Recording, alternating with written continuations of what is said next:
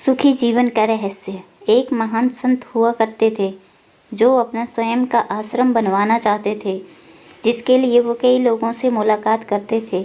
एक जगह से दूसरी जगह यात्रा के लिए जाना पड़ता था। इसी यात्रा के दौरान उनकी मुलाकात एक साधारण सी कन्या विदुषी से हुई। विदुषी ने उनका स्वागत किया और संत से कुछ समय कुटिया में रुककर आराम करने की याचना की। संत उसके मीठे व्यवहार से प्रसन्न हुए और उन्होंने उसका आग्रह स्वीकार किया।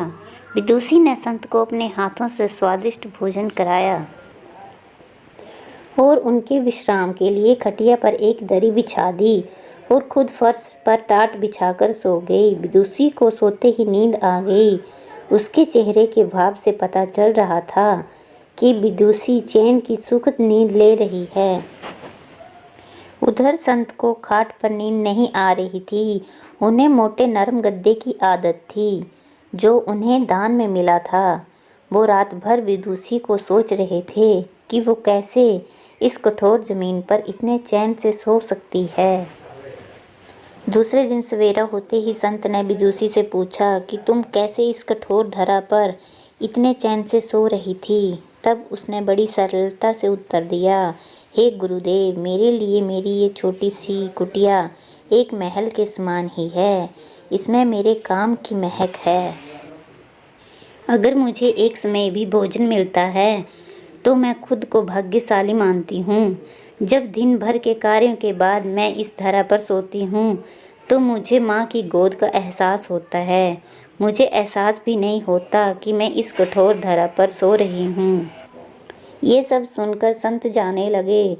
तब विदुषी ने पूछा, हे गुरुवर, क्या मैं आपके साथ आश्रम के लिए धन एकत्रित करने चल सकती हूँ?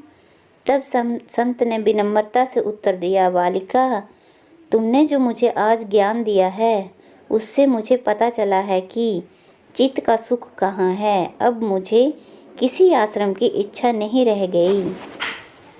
ये कहकर संत वापस अपने देश लौट गए और एकत्रित किया धन उन्होंने गरीबों में बांट दिया और स्वयं एक कुटिया बनाकर रहने लगे। दोस्तों, इस कहानी से हमें ये शिक्षा मिलती है कि संतोष ही सुखी जीवन का रहस्य है। जब तक इंसान को संतोष नहीं मिलता वो जीवन की मोह माया में फंसा ही रहता है और जो इस मोह माया में फंसता है उसे कभी भी चैन नहीं मिलता है। धन्यवाद।